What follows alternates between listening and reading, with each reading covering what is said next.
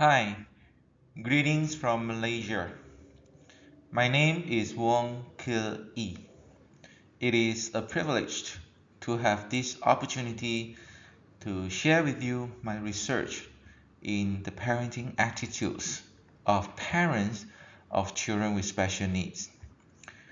The topic of my talk today is parental acceptance towards their children with special needs. First of all, allow me to show you some statistics.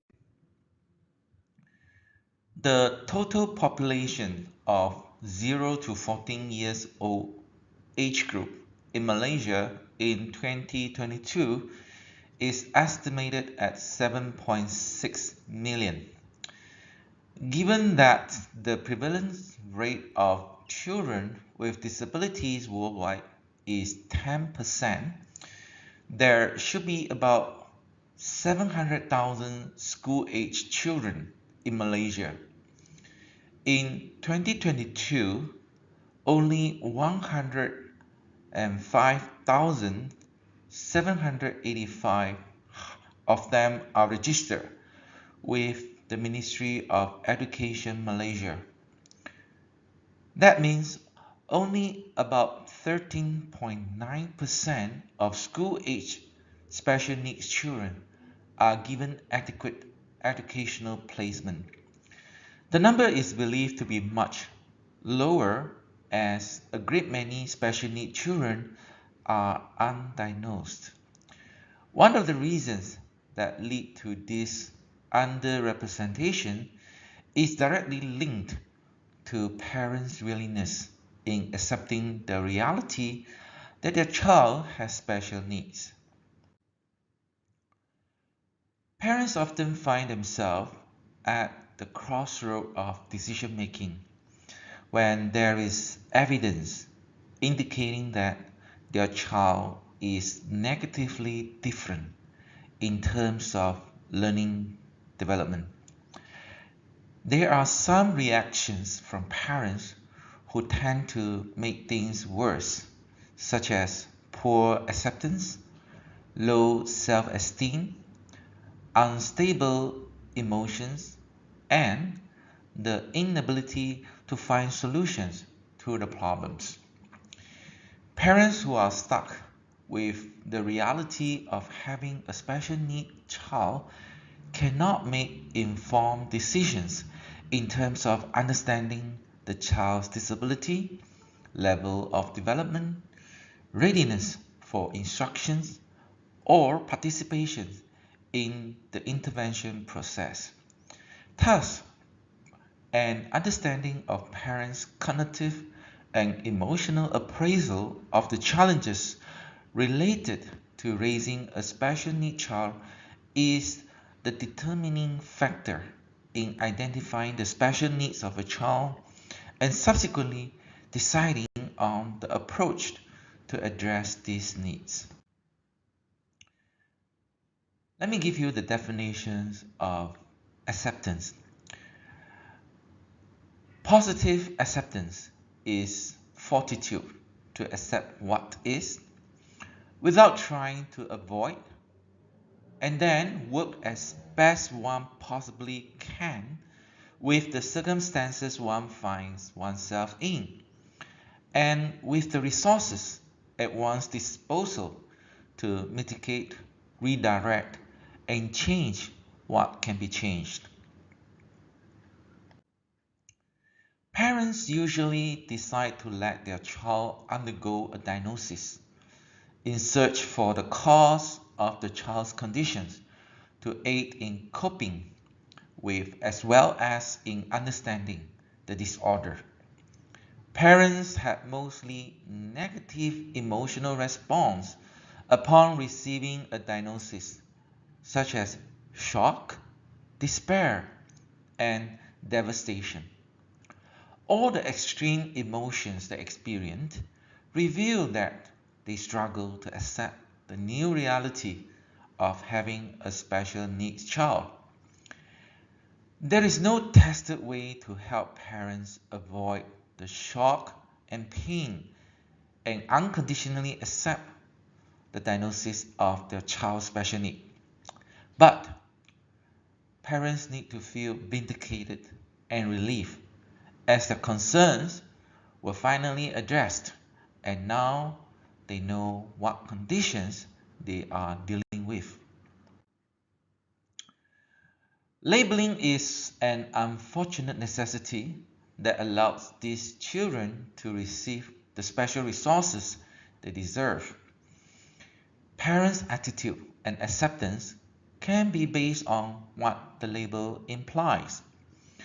When presented with a label, some parents either force themselves to believe or they search for alternative explanations for their child's condition. Underlying these struggles in accepting the label is their hidden worry about labels becoming a self-fulfilling prophecy.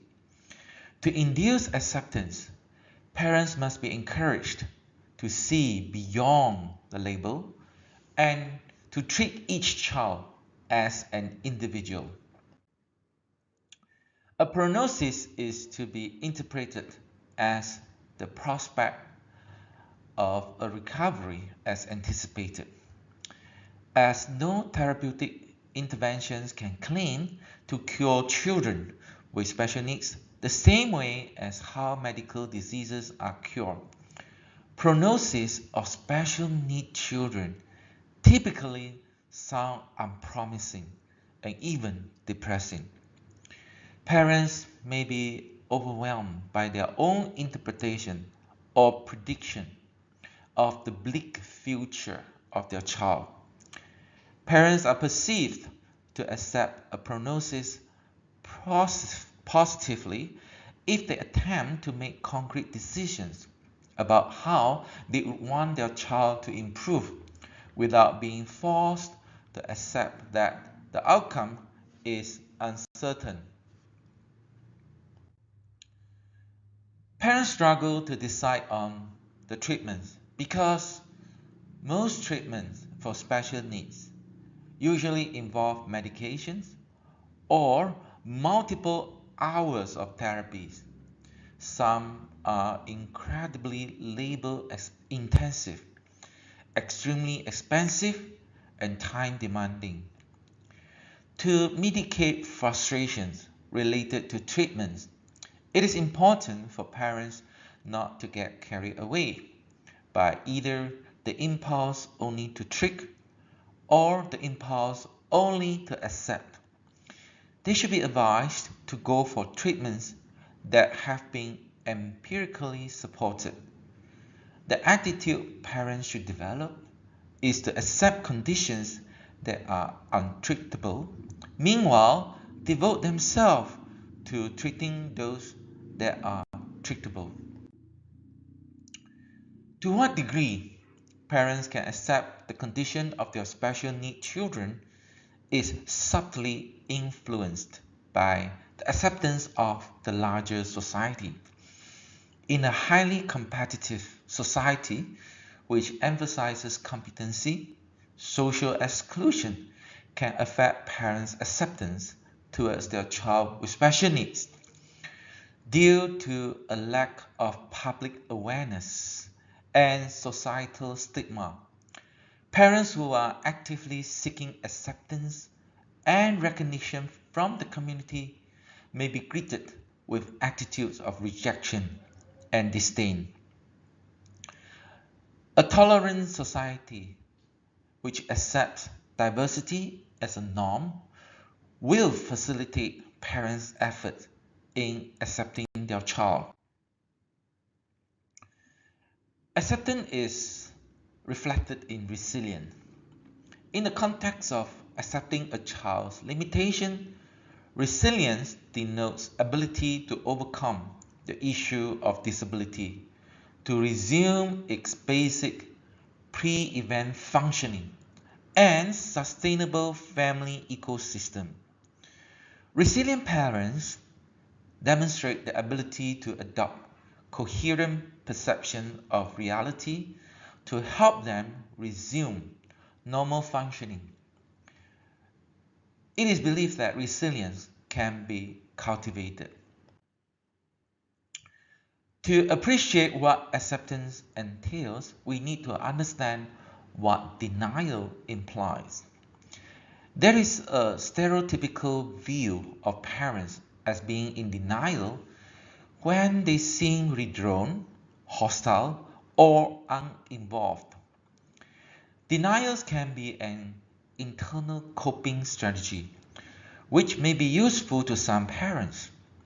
It should be viewed as a protective device used by parents to alleviate the trauma of dealing with a problem or its implications.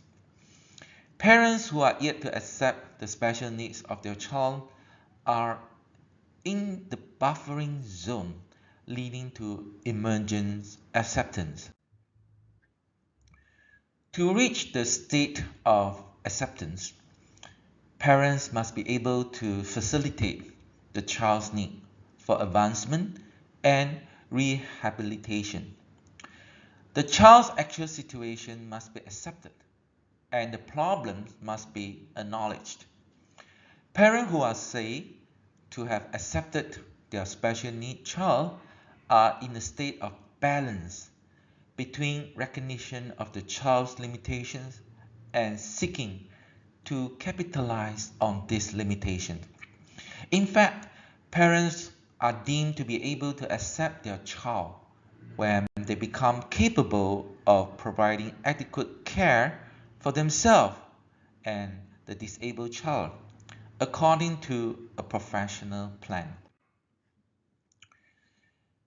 Recurring heartbreaking encounters caused by the actions of the public can easily cause parents to plummet into a regressive state of negative feelings towards their special need child. Distress caused by the loss of support and estrangement constantly challenged and shaken parental acceptance towards their special need child. The importance in sustaining parental acceptance must not be overlooked when prescribing any intervention or treatment.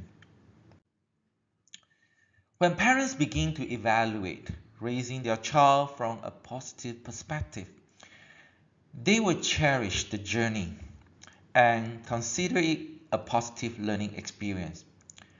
Parents did receive positive gain from raising a special need child. In the area of personal improvement and growth, they could exhibit resilience in accommodating to the needs of their child.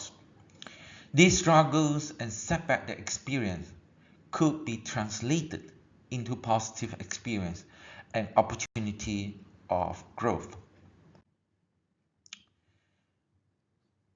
In conclusions, parents of special needs are in dire need of guidance and support to help them accept and deal with the challenges following the discovery of their child as having special needs.